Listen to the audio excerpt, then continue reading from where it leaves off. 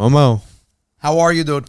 Baruch Hashem, all is well. Good morning. Top of the morning, Navi. Yes, what are we doing? Another early morning. How's your Dr. Pepper doing there? Dr. Pepper, our today's sponsor. Always, as always, 0 sugar, 0 calories. Dr. Pepper. Diet Dr. Pepper. Yes.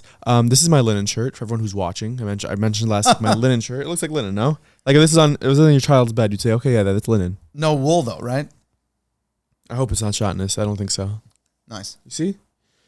It's lovely. Thank you. I appreciate it. Momo, where were you on September 11th, 2001? Wow. Yeah, I was in Philly Yeshiva in 11th grade, and I was actually just having dinner last night with a group of people. Shout out to Frank, Carrie, Shelby, and Cody. And Zach. Those are real names. And we were having this exact conversation. Yeah. Everyone was just sharing like where they were and what their experience was that day. It's one of those moments in history of you know where you were. I was in first grade, or by post class in Yeshiva Darchei Torah. Wow. My parents happened to have come to school and take me out because it seemed like the world was falling apart at that time. Yeah, it really did. It was such a scary time. It's such a scary day. No one knew what was happening. No one knew the extent of the attacks. Yeah, because besides for what took place in Manhattan, you had the Pentagon that was hit, and you had a plane that went down in Pennsylvania, and it was just heroically. Yeah, it was a lot of chaos. And in this episode, we spoke to Ari Schonbrun, who found himself on the 78th floor of the Twin Towers when one of the planes hit. So you're going to hear in this story of his story of survival, how it changed his life, and sort of through his eyes, what took place on September 11, 2001. Yeah, and just to frame the magnitude of the unique perspective that Ari has, incredibly, is there were 662 employees of Cantor Fitzgerald that day in the tower, only 4 of whom made it out, and Ari's one of them. And Ari was the only one that came out unscathed. It's mind-boggling. So enjoy this episode. It's a heavy one, and our heart goes out to everyone who is mourning on this day, for those who they lost. We want to thank our sponsor for this episode, which is Bridge Credit Solutions. It is. They are the best in credit repair. So you're having an issue with your credit, you're not sure what to do, look no further, because they're the ones for you. They're Bridge Credit Solutions. Go ahead, hit the link in the show notes, hit the link in the description, and get your life back on track. Enjoy this episode. You are listening to the Meaningful People Podcast. The podcast featuring our nation's most impactful, influential, and meaningful people. It's a pleasure to be joined by Ari Schonbrun. Welcome. Thank you so much for taking the time out of your busy schedule and being here. I wanted to sort of start off by saying that something that I was discussing with Momo earlier was it's crazy that people listening to this, I would say a big chunk of people listening to this, were not even alive when 9/11 took place in 2001. And for you, who's someone who experienced so much in that day, what's a thought like that? It must be crazy to think like that. It is.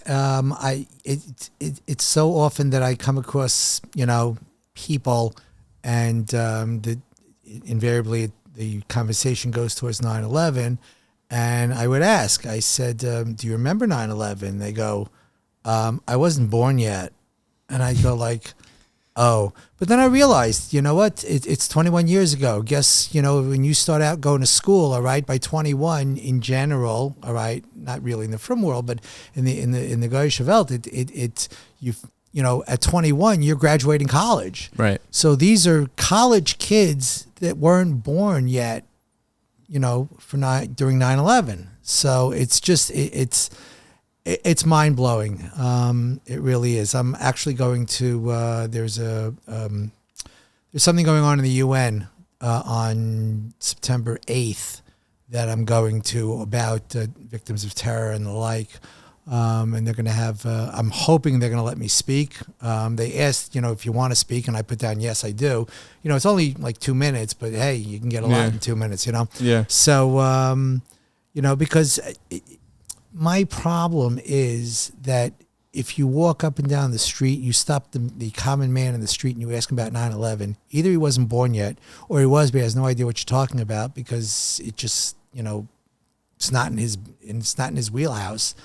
And they're not learning it in school. They're not being taught in school. Maybe, you see, it's not in the history books. All right. I think it's a little bit of an interesting stage because it is history, but it's also pretty contemporary. 22 years ago, 21 years ago, that's not an incredible amount of time. You're saying it's by design not being taught?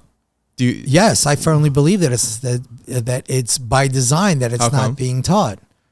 Why? Well, certainly we don't want to get political. I don't want to get political. Okay, that's fine. But I just think that it is by design. It's not being taught, and it needs to be taught. And that's one of the things I'm going to bring up at the UN, if they allow me to, is that it's an event that affected the entire world. You say it was only 21 years ago. It's not really history, whatever, but it changed the world. Mm-hmm. All right. When Kennedy was shot, it changed the world. All right. And that was talked about all the time. And that was, throughout from the time that it happened until this day. I mean, it's always been something that's been, talked about. Everybody remember, where were you when Kennedy was shot? Now, you guys are too young for that, but I remember. Okay, I was 6 years old, all right, but I had enough understanding that Kennedy was shot. I didn't know what it meant at the time, but, I knew what had happened. Right. Well, listen, I think that the best thing, and this is why I think it's so important, and I was so happy to invite you onto the podcast because, let's talk about it. And I think we have to continue to talk about what happened on that day. And you specifically have your story, which is a miracle.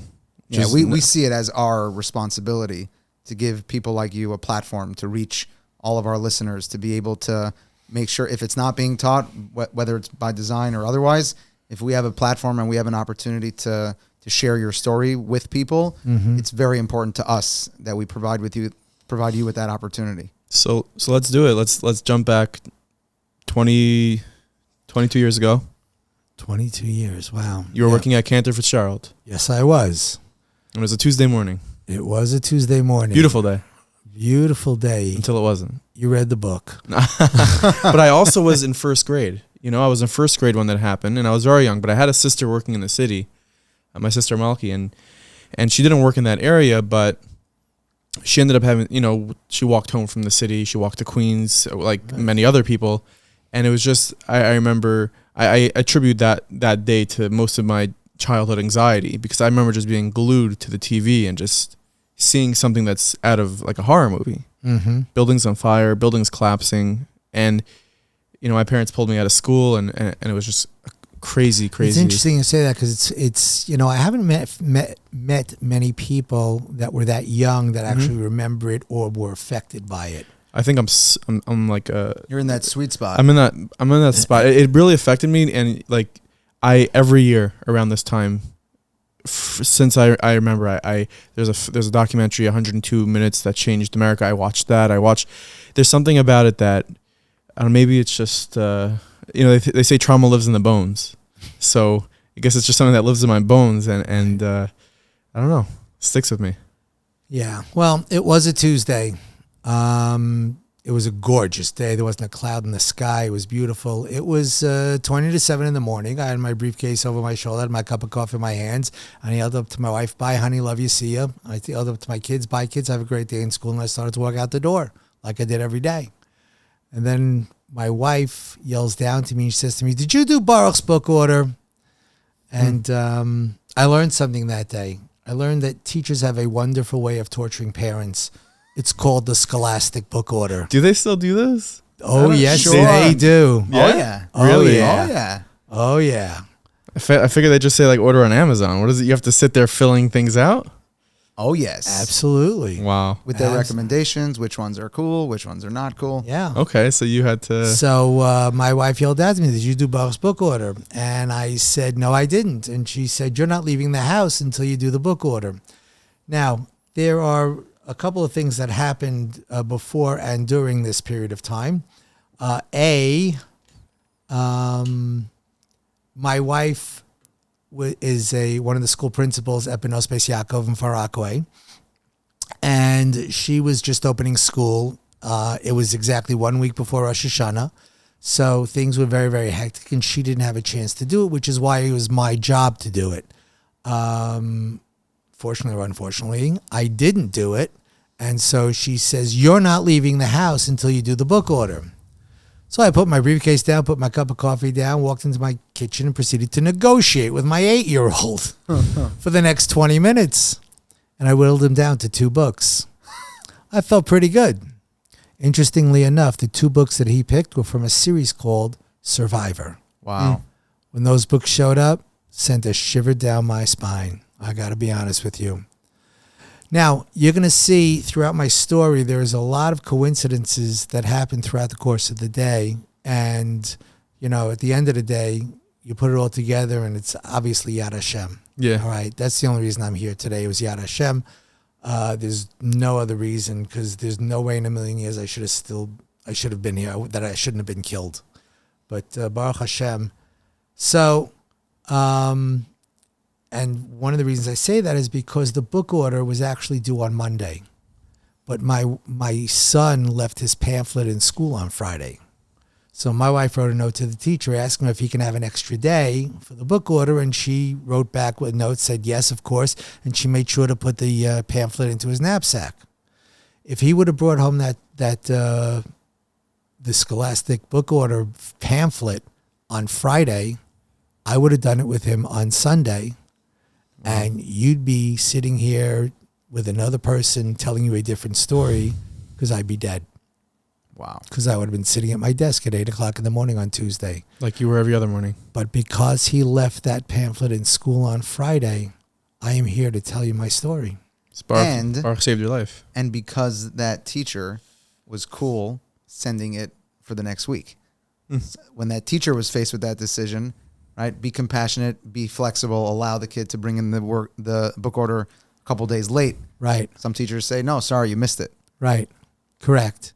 She was. And my wife wrote a note to the teacher afterwards thanking her for giving him the extra day, because that kindness on her part saved my life.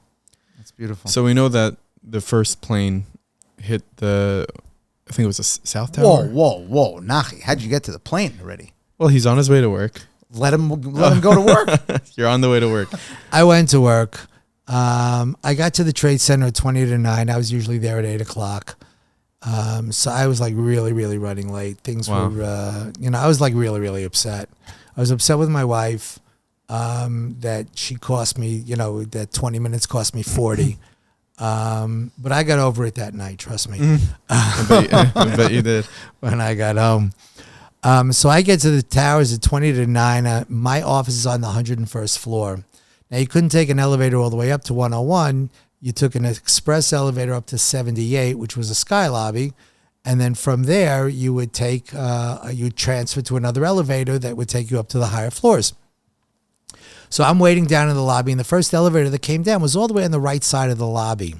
So I ran down to the end of the lobby, get into the elevator, and I take it up to 78. When I get to 78, I realize that, of course, the elevator that I need to get to my floor was all the way on the left side of the sky lobby. So I get out of the elevator, I hang a left, and I start walking towards the bank of elevators.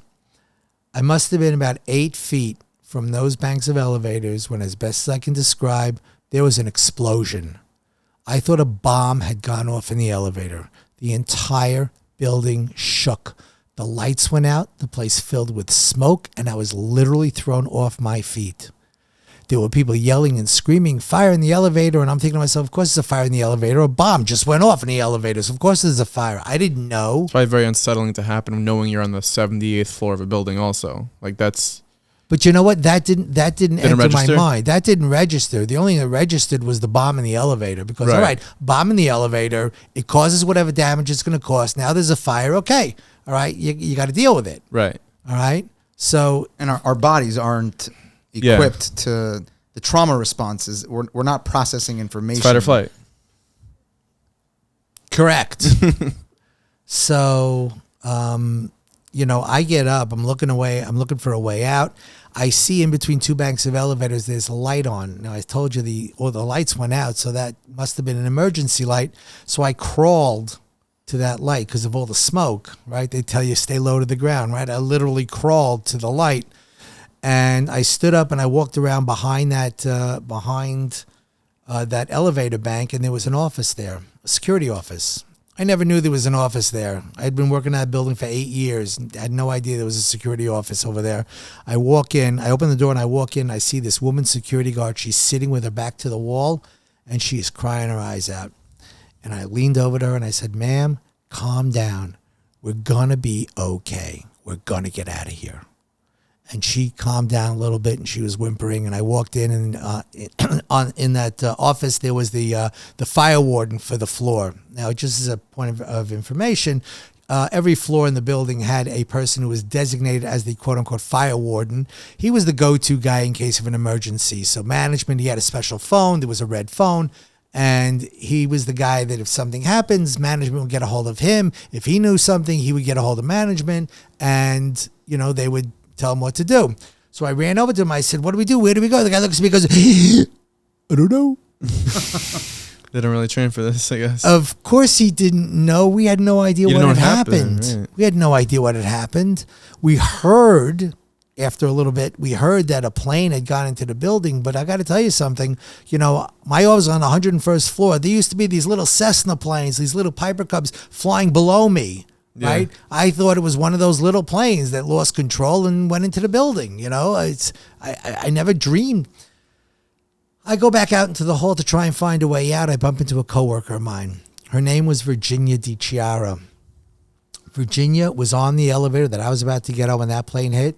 And as she described it to me, when the plane hit, the walls of the elevator collapsed. The ceiling collapsed. A cable snapped, was sparking in the elevator. The jet fuel came down the sides of the elevators, ignited by the sparks, and there was a wall of fire.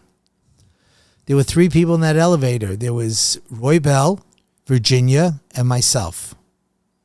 No, not me. Roy Bell, Virginia, and Renee. They were in the elevator. Now, what happened was when the plane hit, the doors jammed open about a foot. And when the fire hit, Roy Bell was the first one to jump out, and he suffered second-degree burns. Virginia, she jumped out right after him, and she suffered third-degree burns. And Renee, who was the last one out, she died from her burns. All in a space of, 6, 8, 10 seconds? That's all it was. Wow. She sees me, she says to me, Ari, please help me. Whatever you do, please don't leave me. She was a mess. Her hair was singed. Her clothes were burned. She had, like I said, third-degree burns up and down her arms. She was a total mess. And I said to her, Virginia, I promise I won't leave you and we will get out of here. This is a woman that you knew. This is a coworker of yours? This is a coworker of mine, yeah. Now, here's the irony. He's smiling because he knows this. What? I smile a lot, don't worry.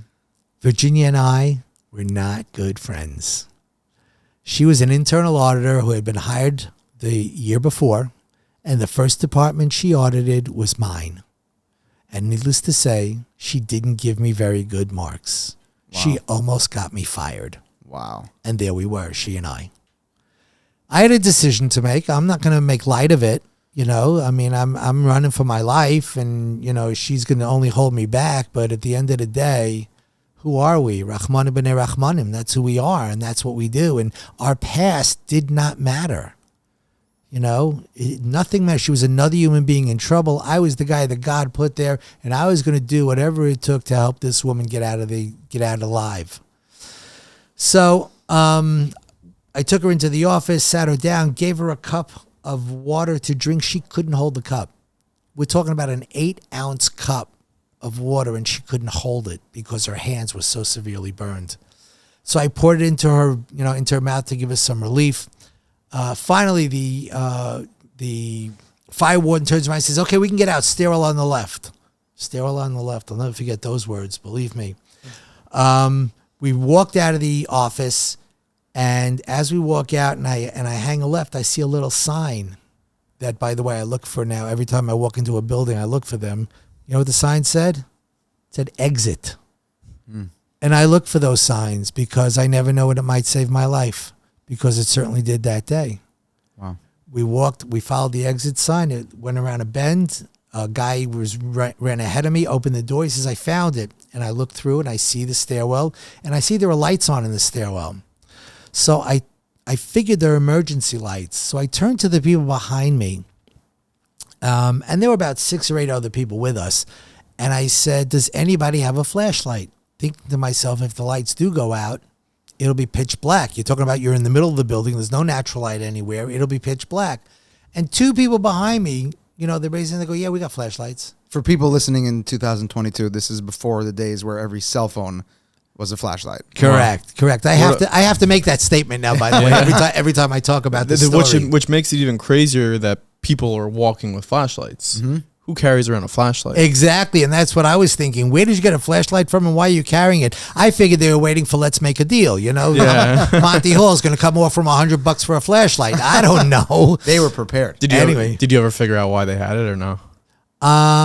No, but I didn't care. Well, we know why they had it. Right, but I didn't care. I said, "Listen, folks, if the light go out, nobody panic. We will have light." And the next thing I did was I looked down at Virginia's feet.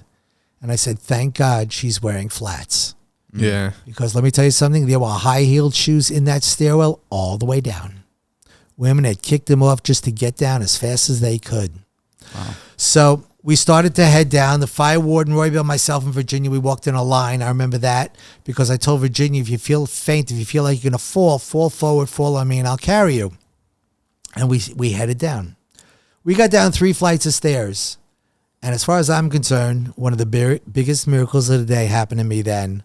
And besides the fact that I wasn't killed when the plane hit. Yeah. So now you're at floor 75. My cell phone rang. Now, yeah. That look on your face says it all.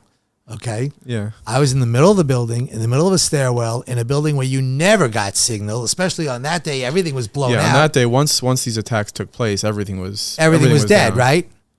And my phone rang. I was so shocked. I picked it up. I went, "Hello?"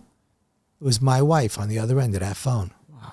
And she was telling me something about a plane going into a building. I had no idea what she was talking about. I said to her, "Joyce, I'm in a stairwell. I'm on the 75th floor. I'm on my way down.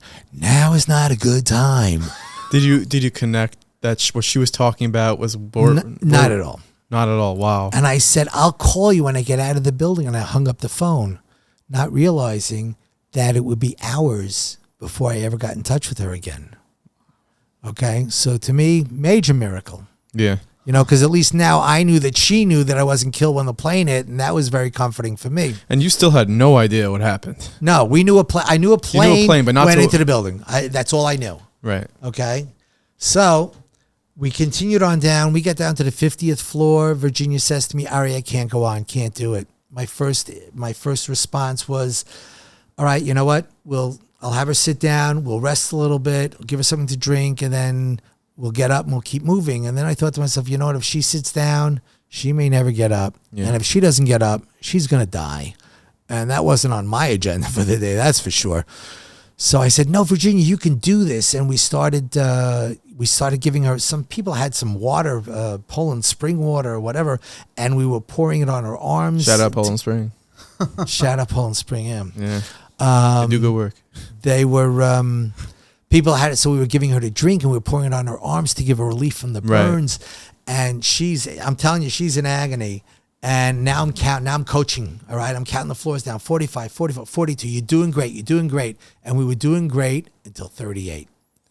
38 was backed up with people. Oh, my gosh. See, the firefighters had stopped the people from going down because they were coming up. Mm-hmm. So as we hit the big crowd, this one woman heard our footsteps and turned around, looked, and she saw Virginia, and she went like, "Ah!" And Virginia looks at me and she says to me, Ari, how bad is it? I said, Virginia, you look great. You're fine. You're going to be fine. Don't worry about it. Now, I knew she was in trouble, all right? But I needed to keep her spirits up. And, but I was scared. So I started to yell out. Gemara says that we were able to deviate from the truth for a few reasons, one of which is Mipnei Darkei Shalom. Right. So you went all in on that one. Oh, yeah. It was that morning's daf, maybe, Yeah, but I started yelling out. I said, is there a paramedic in the building? I have a burn victim here. If you're a paramedic, please help us. And if not, please step to the right and let us through. And they did. Step to the right. People squeezed over as much as they could. They literally opened a path for us to go down. We kept going down. Because of her injuries that they were able to observe? Yeah. I mean, she was a mess. Okay, looking at her, you knew she was in trouble. So I'll stop there. Yeah. You had to make your decision when you encountered her in the elevator, whether or not you were gonna, incorporate your experience with her to decide to fend for yourself, or whether you're gonna take her on your shoulders. And at the 38th floor, them seeing her is actually what opened the path for you down the stairs. Oh, correct. And I was going to get to that. We'll get to that a little bit later in the story. That's only one part. Okay. Oh, okay. Because we got down to the first floor, and the fire warden keeps going down. And I said, "Where are you going?" He says, "We're going out through the garage." I went like, "Okay." So I turned to Virginia. I said, "We already walked down 78 flights of stairs. What's another 4 or 5?" And we continued down. We got down 2 flights when all of a sudden the door on the first floor opens up. And some guy yells down, "Where are you people going?" I yelled back, "We're going out through the garage." He goes, No, you can't get out through the garage. You got to come back up here and get out through the first floor. So I told Virginia, we got to go back up 2 flights of stairs. She said a few things that I can't say on the radio or in mixed company or in any company. How old was Virginia at that time? She was my age. So at that time you were... Yes. 45. Yes. 45. So I can beep that out if you need. Yeah. 45, I think. She was, but we were basically the same age, okay. give or take a year. And so we got out on the first floor, and what I found out later was that the people in the garage never got out. Oh my gosh. Wow. Who was the guy who opened the door? I don't know. Never saw him, only heard a voice. Wow. And why did he pick that moment to open the door? I have no idea, but that being, angel, saved our lives that day. So we come out on the first floor. Police and firefighters are there. They're telling us to go through the atrium. We're walking through the atrium, through the mall, it was a long walk to get out. We finally get out of the building. We get out on Church Street. And there are cops and firefighters there telling everybody uptown. They're telling people are running uptown. And I stopped the cop and I said, "Where do we go? I have a burn victim here." And he says, "Take her across the street in front of the Millennium Hotel. We're setting up a triage center there. There'll be an ambulance there. Bring her over there." And that's what I did. We went across the street, and sure enough, an ambulance comes in. We help her into the ambulance, and I breathe a sigh of relief because at least now I know she's getting medical attention. Before that, the only thing I could do is keep her spirits up. All right. But I couldn't help her medically. Now she's getting medical attention. I turn around, I look up at the buildings, and there's a guy standing next to me. And I looked at him and I said, "How did building 2 get on fire?" And the guy looks at me like I'm crazy. And he says, "What are you talking about? 2 jetliners went into the buildings. They're calling it a terrorist attack." I look at him like he's crazy. Like, what are you talking about? Wow. It was just, I couldn't fathom what had happened. And people say to me, "How is it possible that you didn't hear the second plane?" And I went, I'll tell you what my theory. I was so focused on my task at hand that I had just blocked everything else out. And all I was doing was focusing on getting Virginia out, the 2 of us getting out, and saving our lives. That's all I was focused on. And that's why I said I just never heard that second plane. All of a sudden, I realized the ambulance is still sitting there. So I go to the ambulance driver. I said, "Why aren't you leaving?" He goes, "Our instructions are we can't leave until we fill the ambulance." They were expecting a huge amount of casualties. And so they wanted to put 5, 6, 7, 8 people into an ambulance before they let it go. Virginia's writhing in pain. She's the Ari, I can't go on. I saw the paramedic working on her. He was trying to put IV into her hand, and he couldn't. That first layer of skin was gone. Couldn't get the vein, yeah. Nothing. It was just horrendous. And she says to me, Ari, I'm going to faint. I said, Virginia, hold on. You're going to be okay. Hold on. And all of a sudden, finally, they say, all right, we're ready to roll. I breathe a sigh of relief because when that ambulance leaves, the only place I'm going is back into the building. And people look at me like I'm crazy, which I might be, but I'm looking to help. I'm looking for my friends. I'm looking for coworkers. All right. I'm not interested in I'm safe. You worked for Cantor Fitzgerald, which was on the 101st floor, and there was over 600 people that worked in that office. There were 960 people that worked in that office. Oh my gosh. Okay. So the thought that you're having right now is, I came down with 3 people. There's 800 plus more, 900 people that are up there. It turns out there were only about 662 people on the upper floors at the time. But that was my thought process. That's where I'm going. And all of a sudden, Virginia turns to me and says to me, Ari, you're coming with us. And I look at her like, Virginia, you don't need me anymore. I'm going to get hold of your mom. She asked me to call her mother, and she gave me the number. I said, I'm going to get hold of your mom. She's going to meet you at the hospital, and you're going to be okay. She turns to the ambulance driver. She says, we're not leaving unless he comes with us. I look at the ambulance driver. He looks at me. I see it in his eyes. He's thinking this is not a cab service. I'm thinking I don't need a cab, But I turned to him, and I finally said to him, you know what? Maybe for our own psychological well-being, maybe I should just come. He goes, fine, hop into the front. And I got into the front of the ambulance, and we pulled away. We were one of only a few ambulances that actually got away from the scene that day. Wow. Who saved whose life? Yeah. That's always the question I ask at this point in the story. If she wouldn't have insisted that I get into that ambulance, I would have been standing at the base of that building when it came down. I'd be dead. There is no doubt in my mind. That's none. Even if you would have gotten past the 38th floor crowd. I'm saying. Which opened up. He would have gone back. When they saw her. He would have gone back. It was, yeah. The rest of the day was just a lot of running and a lot of, trying to be in touch and a lot of paranoia and whatnot. At the end of the day, I met my brother who worked at the time he was working on 47th Street and 6th Avenue. And we were trying to figure out, should he come downtown? Because the hospital that I was at was downtown, or should I come uptown or whatever? We finally decided that I'm going uptown. But I told him, whatever you do not leave until I get there. Now, there was no public transportation. Right. No buses. It was like a snow day without the snow. It was unbelievable. It was quiet. There were no cars on the road. Picture Manhattan with no cars. It was eerie. Amazing. Yeah. So I finally got, actually there actually was one bus, because as I was walking up 6th Avenue, a bus came by and pulled and stopped like a half a block ahead of me. I ran to the bus, and it was really funny because I took out my Metro card to pay. She goes, put that thing away. We're not charging today. Yeah. And I remember thinking to myself, wow, has New York City changed or what? This is great.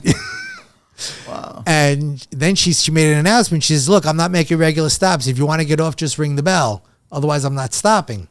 So we got up to like 47th Street, and we rang the bell, and we got out. And I walked to my brother's office, and I rang the bell. And who's there? I said, it's Ari Schonbrun. I'm here to see Elliot. And they said, just a moment. And then they buzzed me in, and his office was on a lower level. I walk down 3 stairs, and I walk, and I see there's another set of double doors. And I go through the double doors, and my brother's standing about 15, 20 feet past me. And I saw him, and I literally ran to him. I grabbed him. I hugged him, and I cried. It hit you. It did. Now, he was my younger brother, too. Yeah. But I had been so strong the whole day that, Do you recall what time of day this was already? No. It was all a blur. No, it was all a blur. It really was. But, I was just like, I'd been so strong the whole day for myself, for Virginia, just for, just survival, whatever. Now finally there's somebody that I know that I could lean on. All right, and I just lost it. And I started to cry. So, of course, my brother started to cry. But that's okay, because the Schonbruns are very big criers. Ask any of them. Yeah, they're very big criers. they are. You know, the drop of a hat, they cry. So I said to my brother, what do you want to do? We've heard there was limited subway service. We finally got on an F train. We got out to Queens. I called a friend of mine who owned a car service. She said she'll send the car for me. Long story short, I get home to my house. It's 5:30 in the afternoon. Can I pause for just a moment? We'll be right back to this episode of Meaningful People. Right back. But first, a word from our friends at Touro University. By the way, Touro University, who has a new building going up. Yes. I heard about that. In 3 Times Square. That is big. That's incredible. And that's kind of not the reason, but it's one of the reasons that you should choose Touro for your education, because they're constantly improving. They really are. Not just their education, but their infrastructure. And you know, this is going to give students the ability to learn in a new, modern, state-of-the-art edifice. That's what I was going for. There Edifice. You go. So if for no other reason other than you want to go and pull up to 3 Times Square every day for college, you do. Head to Touro.edu/more. But for real, good public transportation options. Literally. When I was practicing law for a little bit in the city, I was in 7 Times Square, a couple buildings down. Mm-hmm. Used to drop the ball from that building. Really? And how cool would that be to be in Touro University? I wonder how they're going to work that out, by the way, for the ball drop. New Year's time, everyone's going to want to be in their classroom for that event. Oh my gosh. Okay, guys, now you know what to do. Yeah. Head to Touro.edu/more to reserve your spot at this year's ball drop on New Year's. And your failure to register on Touro would be a major ball drop. How are you, dude? Yes. So you know what to do, and enjoy the rest of this episode.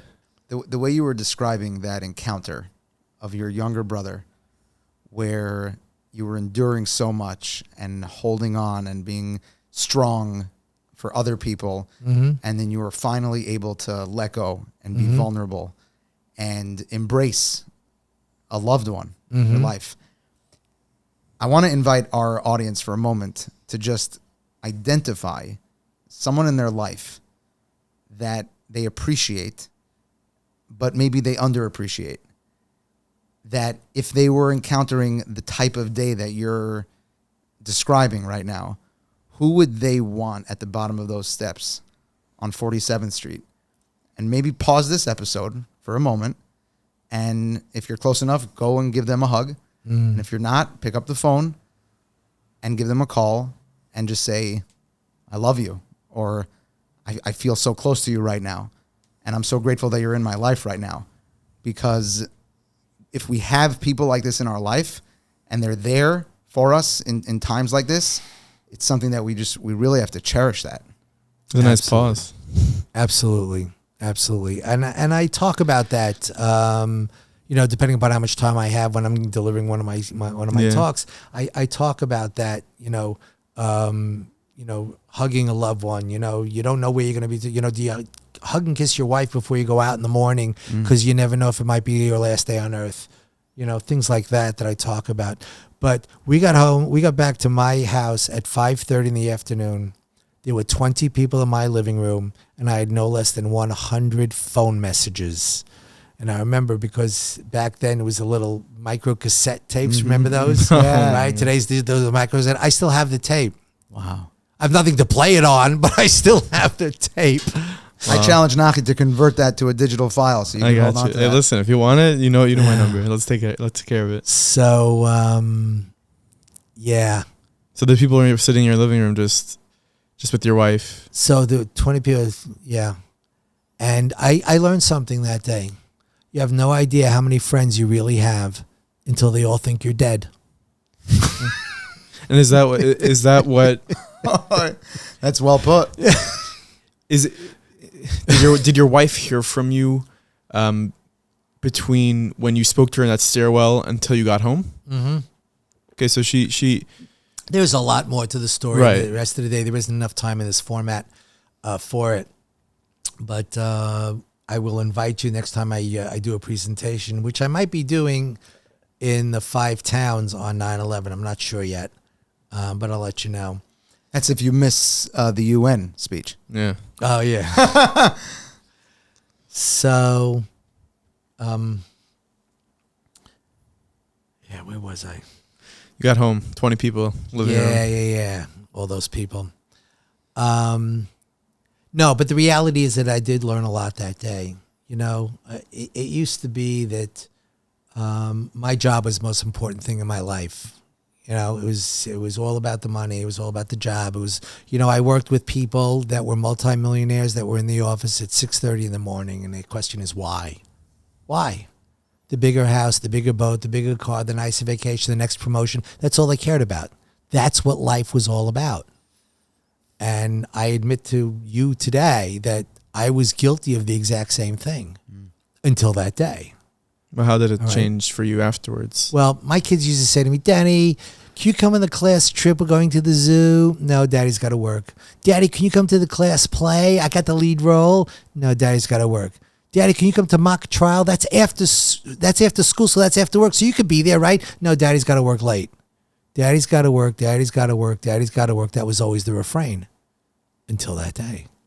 Today, Daddy's on the class trips. Daddy's on the school plays. Daddy's wherever his children and now grandchildren need him to be, because that is what is important in life. Everything else is secondary. Wow. I bet you do your grandchildren's book orders too. I bet a lot of people could really resonate with that message, because we're all guilty of overworking ourselves, especially in this day and age where work is just always accessible because of technology that exists. You could be working in bed at 1 a.m. You don't have to be in your office anymore. So if you don't focus on making a conscious decision that it's family time and I'm going to spend time with my family, you could blink and it's just all gone. Yeah. I'm a coach and I talk to my clients all the time about that, separation, decompartmentalizing. When you're here, you're here. When you're here, you're here. All right. Yeah. When you're at home, you're at home and nothing else matters. When you're in the office, you're in the office and nothing else matters. Right. Okay. But you have to separate the events, the times, the days. All right. It's so important. But for me personally, and the only reason I tell this is because I want people to learn, because they don't have to go through what I went through in order to learn from me. Just take it from me, because believe me, I was there. I was plucked out of a collapsing, burning building and given a second chance. And I took it. It was literally as if God was telling me, all right, I'm giving you a second chance. What are you going to do with it? And I took it to heart. And I decided that I was going to change. And it wasn't a change where, I'm giving everything up. I'm going to I'm going to become a rabbi, and I'm going to right. Get on top of a mountain. Those things last about 2 or 3 days and then it's gone. All right. With me, it was different. In the sense that I tell people I was the same guy on Wednesday that I was on Tuesday, minus 658 friends and coworkers. Wow. Okay. But I was the same guy. As I started telling my story more and more, it started to sink in what had really happened. Because I think in the early stages, I was definitely in shock. All right, for sure. Mm-hmm. I was suffering from PTSD for sure. Okay, but I just pushed myself to go on day to day. Like I said, my life didn't change until I started telling my story. And then it started to sink in what had happened. And I realized, God gave me a gift and I am not going to waste it. So, my davening got better. I started to learn more. I started to do, different things. And I tell people all the time, if you want to change the world, which most people do, especially today's world, all right, we all want to change the world. How do you do it? And most people say, well, I can't change the world. And I say, yeah, you can, all right, because we all can, all right, but it's got to start with you inside. You've got to make that change within yourself before you can change the world. So I tell people, if I'm speaking to a non-religious audience, Jews, non-religious audience, I would tell them, look, God gave us 613 mitzvos, right?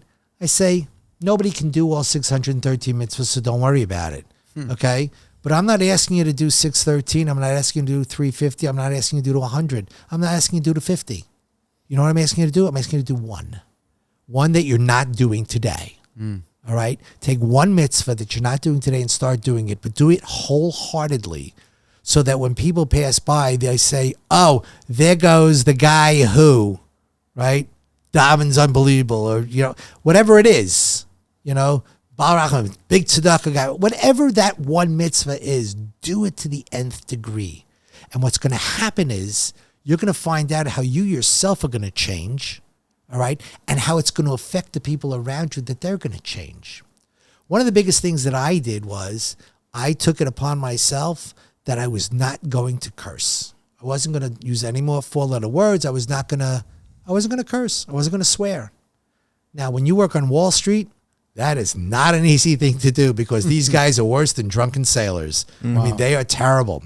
But after the incident, all right, whenever there was a meeting, either my office or a conference room, whatever, if I was in the meeting, nobody in that meeting would curse. Wow. Because everybody knew Ari Schonbrun doesn't curse. And that's how you changed the world. That's how I changed my little corner of the world. Exactly. Now, think about it. If you can multiply that by 1 billion, all right, you've changed the world.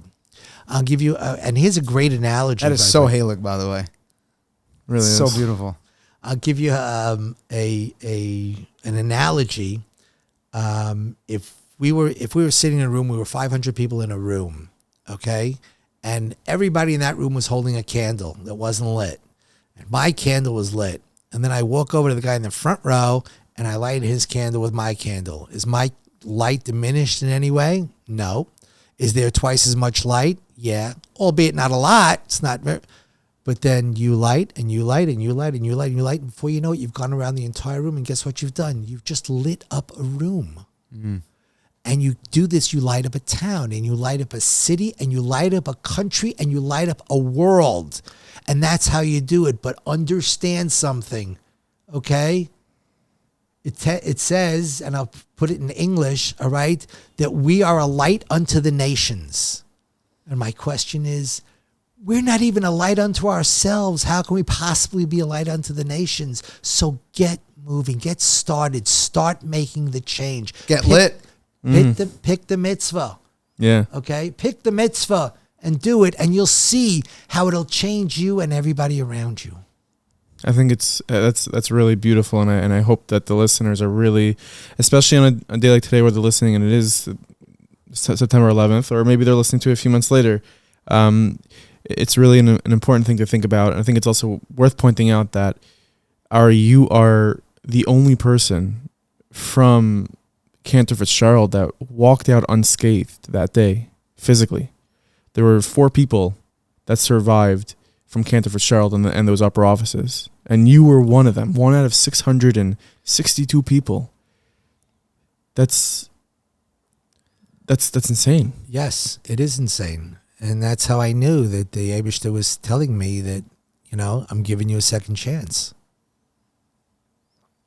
It's unreal to think about the gravity of that loss. And I was just hearing you say your story.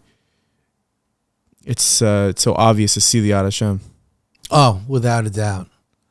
Without a doubt, and even, again, even when I talk to people that aren't from, all right, and I lay out my story and they go, yeah, that was God was watching over you. That was the hand of God. God was watching over you. Even the Goyim, even the non-Jews that I speak to, okay, they love the story. Yeah. They love, especially my favorite area, by the way, to speak is in the South. Because those are, that's the Christian right, Bible Belt, they're very enthusiastic. Oh my God, unbelievable. And I'll never forget the very first time I went to the South and I spoke and I told my story and I, talking about God and everything. And a guy comes over to me after I finished speaking and he says to me, do you know how refreshing it is to finally hear somebody stand up on the stage and talk about God? He says how wonderful that was. I mean, they're all over this. Yeah. So I love going down. It's a lost art nowadays. God is not really spoken about so much. No, especially in the world at large. it was so funny because I was watching a video. I forgot what it was, and it was taking place in a classroom, and all the children got up. I don't know, they were second grade, third graders, whatever, and they were saying the Pledge of Allegiance. This is recent?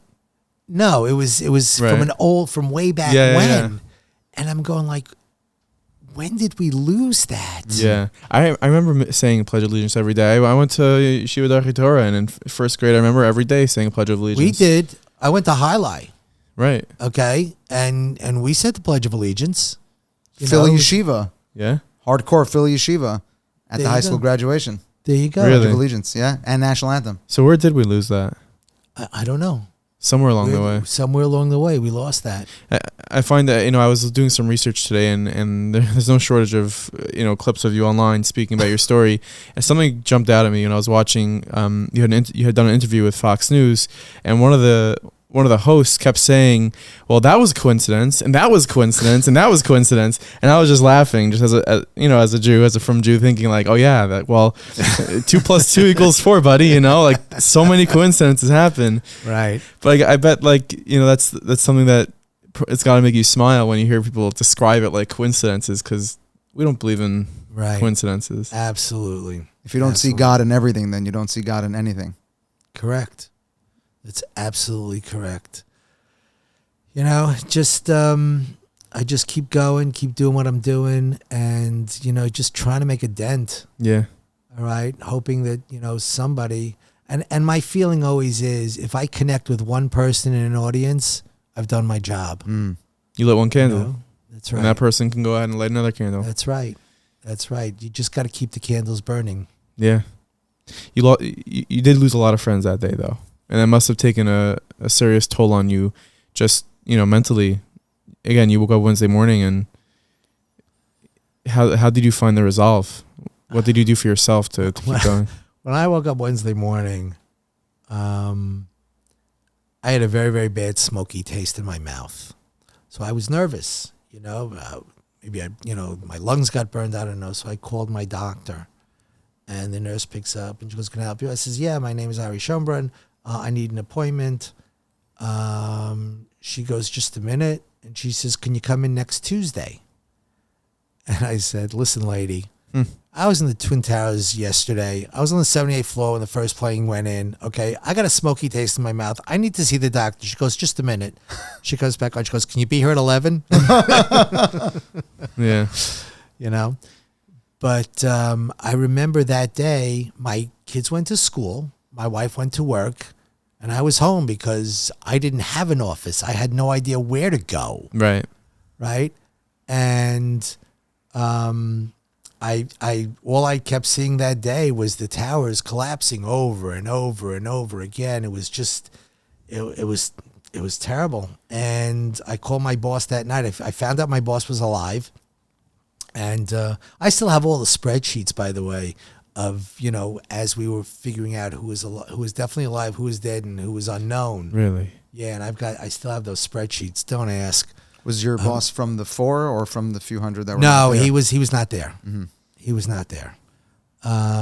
It's funny because most of the people killed were traders and salespeople, and the people that survived were technology people, because the technology people got in at 9 o'clock. The traders got in at 7. So that's what happened. But, and I lost my train of thought. All right. I want to ask you, when you got home that Tuesday night and you see your wife and see your kids, what's that moment like, being within seconds of death, and then to be able to embrace with your family? Mm-hmm.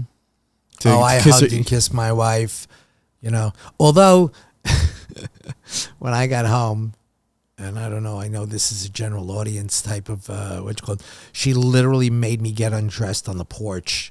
She says, "Your clothes stank." It was from smoke. She wouldn't let me into the house. A Jewish mother's a Jewish mother. Take your clothes off outside, and then you can come in. I mean, it was just like, she's like, "We have guests over." Yeah. Being able to kiss your kids goodnight that night, give them a little bit of a hug, or a little bit of a tighter hug. Oh yeah, without a doubt, it was special. It was just very, very special. And and, saying goodbye to them in the mornings, I mean, look, I knew what it meant to be in a situation where it might be the last time you see your wife and kids, and that was a very, very scary situation, I think something that's very striking about your story is, every neshama that's brought into this world is done so for a particular purpose. And you lived through a life experience that made your purpose very clear to you. And here you are 21 years later, looking forward to going to the UN and getting 2 minutes to tell your story and to share the significance of this day and to make sure that it's not forgotten and make sure that we're sharing this and giving this over to the next generation. And so that's on the global level, and then on the individual level, to be there for your kids on their class trips and to be present at home or wherever we are with our family and with our loved ones. And your life experience has given you that lesson. And I think what's so striking is that that's a takeaway for everyone, for all of our listeners. And you mentioned it a little bit earlier, where we don't have to experience a near-death experience in order to know that we are here for a specific purpose. And hopefully, spending this hour listening to your story gives people an opportunity to do their own introspection and maybe identify for themselves, what am I here to accomplish? What am I here to do? And that's a very, very difficult question, by the way, because when, again, right after this happened, I said this before, all right, I was the same guy on Wednesday that I was on Tuesday. Right. But when I used to bump into people in the early goings, people used to hear my story. They used to say, you've got a mission. You've got a mission. And I go, yeah, what? She goes, I don't know, but you got a mission. And this kept going on. And I finally lashed out at one person. I got really upset with myself that I lashed out because it wasn't their fault that they were like the umpteenth person that say that. But he said to me, you got a mission. You got a mission. And I go, just tell me what the damn mission is. Let me do it. Let me get on with my life.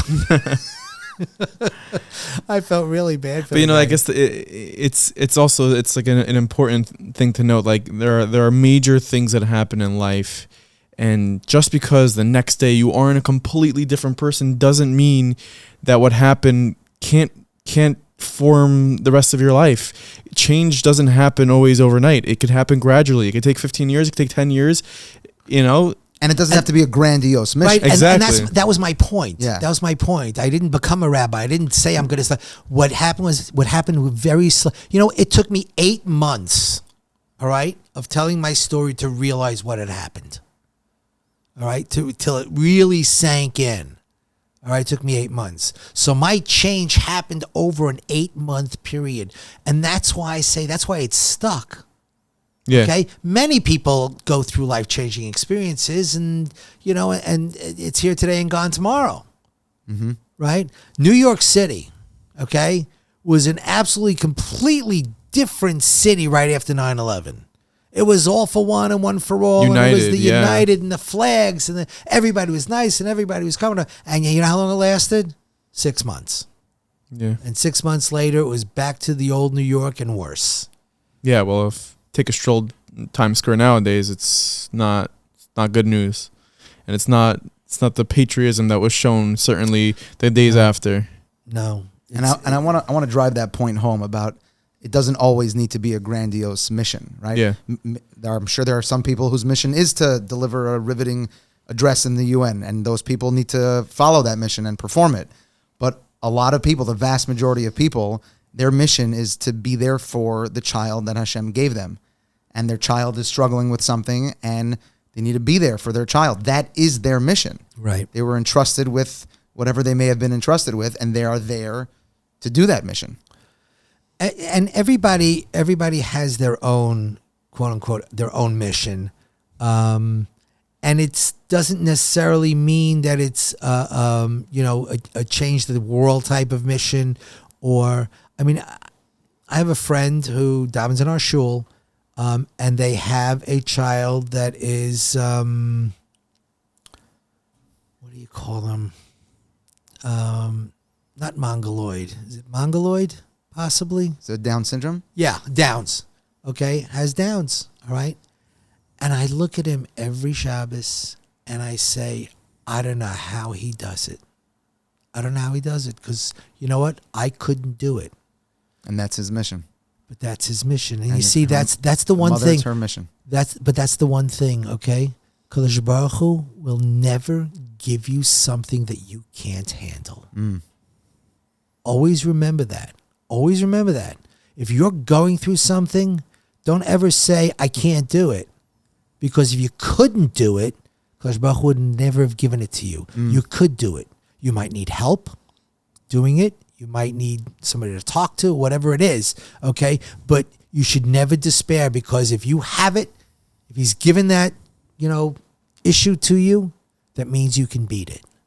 And Nachi's giving me the look. He wants I want to say a great friend of mine once said that God won't give you more than you can handle, but he also won't give you less than you can handle. That's Momo Bauman, who has said it on an episode before, but it's always that flip side that does it for me. We get tested and we get challenged, and we're always like, this is so uncomfortable. But like, it's not just that Hashem's not going to give you more, but he's also not going to give you less. So somewhere in between, that's where it's at. Yeah, absolutely. Absolutely. But people should just understand, just one mitzvah, one more mitzvah. That's all. That's all it's going to take. It's my feeling. Yeah. That's what I'm thinking. That's what I'm feeling. And,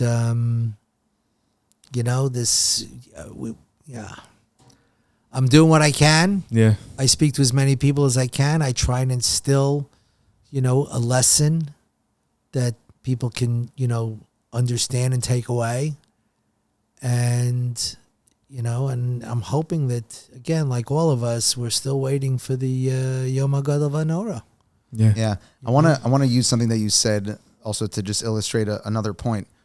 When you were on the phone with the receptionist at your doctor's office the next day, and she tried giving you an appointment for the next week, and all you had to do was share with her what you've been through over the last 24 hours.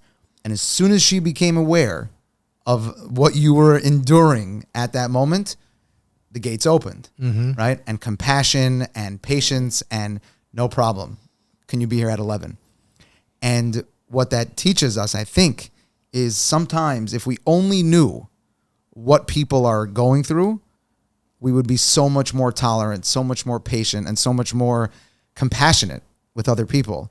And you had the fortitude to share with her on the spot in quick bullet point fashion what you were going through. But not everyone has the ability to do that. And we can be rest assured, however, that most of the people that we encounter on a daily basis are enduring challenges. And it may not have been the type of day that you had, of course, that you just described, but there's something that they're really, really struggling with. And we can be a little bit more compassionate. Absolutely. Absolutely. I mean, that's who we are. Yeah. Rachmana b'nei Rachmanim. I mean, it's just... I mean, you showcased it that day, and you saw it, kind of work back in your favor in real time. When people ask me, so what is your relationship with Virginia today? Yeah, what is do you keep up with her? Not only do I keep up with her, we became very, very good friends. Wow. Yeah. On September, saving someone's life will do that. Yeah. As we wind down this episode, September 11th, those years afterwards, what is something that you usually do on that day? There is no usual. Mm-hmm. In the early years, we used to have a memorial on that day, and that I used to go to. The first 2 or 3 years, we actually closed on September 11th, but we had services in Central Park. They had a whole thing planned, and they for the company. For the company, yeah. Mm-hmm. Carol King came once, and it's also very important to note that Cantor Fitzgerald, who had lost over 600 people that day, they, I believe, took on the financial burden of the families. What they did was they they vowed to pay 25% of the profits of the company to the families of the victims over a 5-year period. Mm-hmm. And they were going to pay their medical benefits for the next 10 years. And they were going to pay for any child born, that was born after 9/11, any child that was born around 9/11, they would pay through college. Wow. So something to that effect. So that's what they did, and they doled out a couple $100 million. It's very nice of them. Yeah. Ari, really, really appreciate you, coming out and telling us your story. The people who are listening, they could go ahead and listen to your podcast, Whispers and Bricks. Yes, is the podcast, and basically, I look for people that have gone through either something like I've gone through, or other tragedies that they've gone through, or other experiences, and how they've come through it. And because most people think, when they're going through something, they think they're the only ones going through it. Right. All right. Because it hits home. Mm-hmm. And they don't realize that there are thousands of other people that are going through the exact same thing. Right. And that's where my podcast comes into play, where I find somebody who's going through something and I put them on and we talk about how they got through it. And that gives hope to my audience who are listening to this and go, well, if that guy can do it, then I can do it. Yeah. If that's what they did. And I always make sure they give out a phone number if somebody wants to call them, any of my guests, to get advice, whatever, they have that opportunity. That's beautiful. So that's why I started Whispers and Bricks. On that note, Nachi's phone number is 917. That's what's. Anyways, Ari, thank you so much. And again, everyone, really, I did check out your podcast today, and it's really beautiful. And you have many episodes, so people can go check it out on Apple and Spotify. And Ari, thanking you so much. We really appreciate you taking the time. Thank you for having me. Thank you for giving me the platform to tell my story. And I wish you guys the best. All right, thank you so much. Thank you, ladies and gentlemen. That was Ari Schonbrun. Wow. I think there's a profound message that he sort of said there towards the end about. We have to light each other's light. Yes. We have to just be a light unto the people. He was given really another chance at life. Just the facts he mentioned many times throughout about how many people from his company passed away that day. How many people even had, people who did survive were dealing with some serious injuries. And because of all the, no coincidences of, all the shkacha pratis that took place. It's wild. And a lot of us don't get the opportunity to so clearly mark, here is our life 2.0. Yeah. Right, where it isn't as just overtly, here's what my life up until this point, and then here's this pivotal moment where, wow, Hashem is giving us this second chance. Ari is very unique in that he has that clearly for him. But I think what his message carries to all of us is find that place in our life where we could apply a 2.0. And, in what way is Hashem giving us a second chance today to do something better, to do something bigger, to do something more meaningful? Absolutely. Really. I want to give a shout out also to our friend Natalie, who shared her story with me. And I challenged her to journal what that experience was. Shout out to Natalie. Yeah, and she walked for hours after 9/11. From the city, from downtown that day, and it's all a daze. And everyone that's listening to this, some of our listeners are old enough to have memories of 9/11. Some of our listeners are learning about it through this platform and reading about it and hopefully listening to it. And there's so much to take away from a day like this, and we really just invite everyone, if you had your own experience with it, share it with your loved ones, journal it for yourself so you can look back on it, because it gets hazy over the years. Mm-hmm. And just spread the light. Keep spreading the light. Just a quick announcement. there is a podcast called The Thread. And on this podcast is a 5-part series from Rav Judah Michel on Teshuvah. And it's that time of year where you want to know more about Teshuvah. So Rav Judah Michel goes ahead and he breaks that down in 5 parts. Go ahead, Apple, Spotify, YouTube, type in The Thread, Judah Michel, and Judah. Now's the time, folks. Get to listen to that, and it can really transform the way you think of this period of time.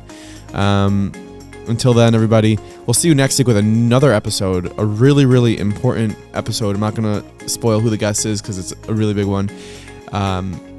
Anyways, tune in next week. We'll see you there. Have a good one. Thanks.